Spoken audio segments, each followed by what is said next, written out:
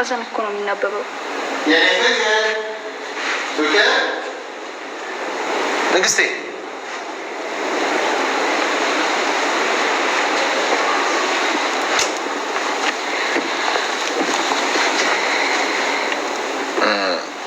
በጣም የተቀራረባችሁ ይመስላል። ምን እያወራችሁ ነበር? አንዳንድ የሴቶች ጉዳዮችን እያወራን ነበር። ያው እኔ ጓደኛ ስለሌለኝ ጓደኛው ነኝ ስላት እንዳትቀርቢያት ብላታል መሰለኝ እምቢ አለች። ይቅርታ አለቃዬ፣ ከዚህ በፊት ስላለመድኩኝ ነው። ልክ ነው። ሲጀመር ሰራተኛ ቦታውን ሲያውቅ ነው ጥሩ። አሁን ወደ ስራሽ ሂጂ። እሺ አለቃ። ወይ የፍራታ ታድላውንስ የፍራታን ባረግኝ በሁለት ሰው ትፈቀራለች። ናታን ያፈቅራታል፣ ያፌት ያፈቅራታል። ታድላ በእውነት ለፍቅር የታደለች ነች። ፍቅሬ ንግስቴ ያለ ነው የሚገባው ያፌት ማለት ነው። ወይ ጌታ።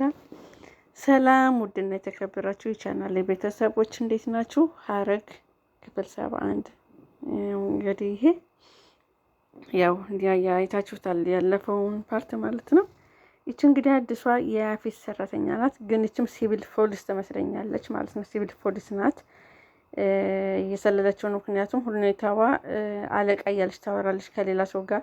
እሱ ከለየት ያለ ነገር ሲያረግ ስታይ ከሰዎች ጋር ቪዲዮ ተደብቀ ትቀርጸዋለች።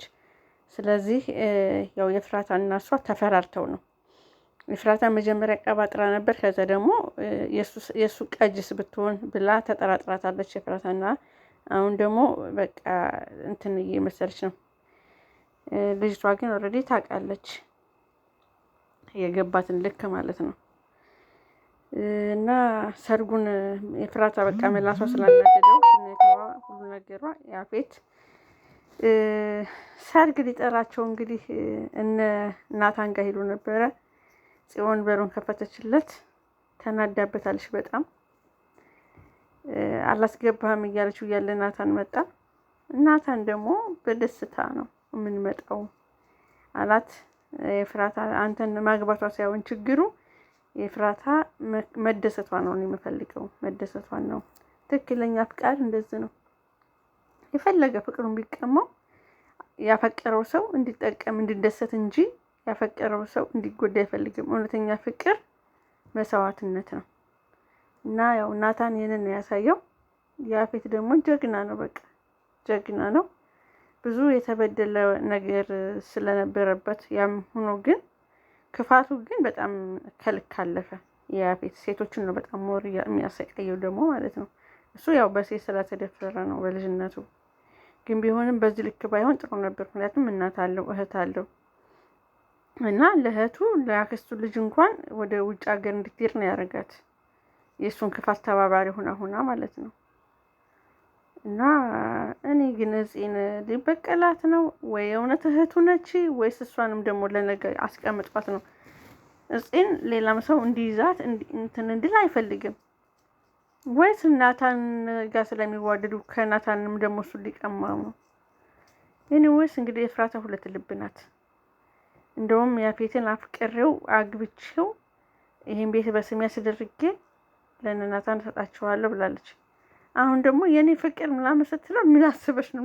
ስታመንዛጭቀው መከራ። የኔ ፍቅር ማለት እያወራት ማለት ነው። በስርዓት አወራችሁ። በስርዓት ስታወራው ምን አስበሽ ምን አቅደሽ ነው ብሎ ደግሞ ተጠራጥሯታል። እንዴት አይነት ጉድ ነው?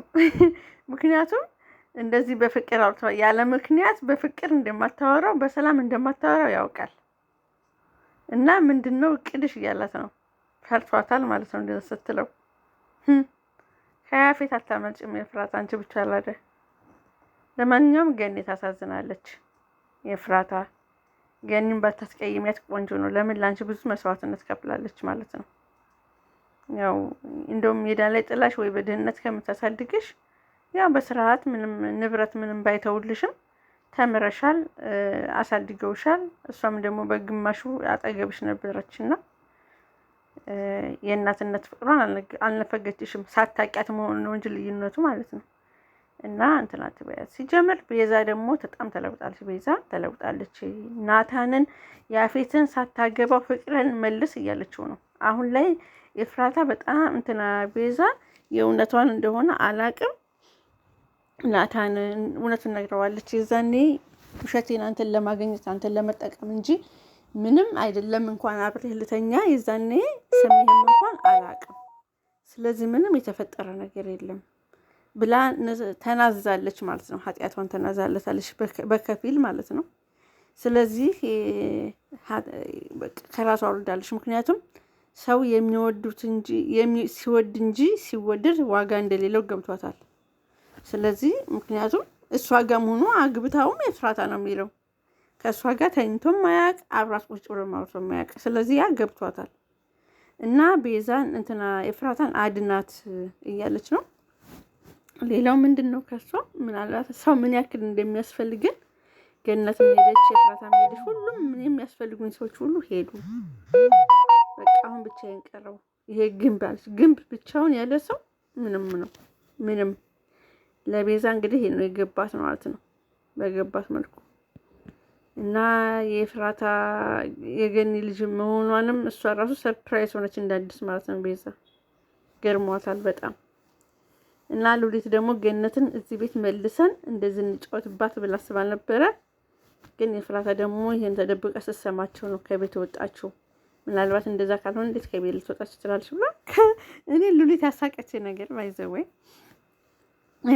ያፌት ጋር እንደሆነችና ያፌትና ኤፍራታ እንደሚጋቡ ለሉሊት ንገት ሉሊት ፌን ተለቀለች ማለት ነው። ወይኔ ሁለት ጥላት አንድ ላይ ሆኑ ብላ ማለት ነው። ምክንያቱም ግራ ገባት። እንዴ ያፌት ቤት ነች ኤፍራታ ብላ ማለት ነው ስትላት ፌን ተለቀለች። ወይኔ ጉዴ። እና ሌላ የማን ነበረ? የነ እንትና ነው ኖላዊ ማለት ነው። ኖላዊ እንግዲህ ሀና ልጅ ሀሴት ነው የምትላት እናቲቱ፣ ግን ልጇ ናት። ምክንያቱም የሰጠቻት መስቀል ማተቡ ወይ ሽንት ቤት ገብታ ቢሆን ኑሮ ልታገኘው ነበረ ማለት ነው። ግን አልገባችም ሴትዮዋ። ልጇ እንደዛ ጋጠወጥ ብላ እንደዛ ያመጫጨቀቻት እችን ትትና ያላት ልጅ ንቀቷ ማለት ነው። ንቀቷ ግን ልጇ እንደሆነች አወቀች ቀን ምን ልውጣት ነው ግን እንደዚህ እስማም። እና ደግሞ ሰውየው ሞባይሏን ነጥቆ ሲሰጣት ሌባ ነህ አለችው። ከሌባ ነጥቆ ሞባይሏን መለሰላት። ሰው እንዴት ሌባ ከሆነ እንዴት ይመልሳል? ልጅቱም እንደዛ ልጅቱ ብትመልስላት እንደዛ ነበር ያለችው። ሌላ እንትን ያላትን ማለት ነው። አንዳንድ ጊዜ ግን ሰው በጣም ይገርመኛል በጣም። እንደገና ደግሞ የጤና ባለሙያ መሆኗን አውቃ ውጤቷን አውቃ እሰራ ነበር እያለቻት ደሴ ሰራተኛ ነበር ተቀጥራ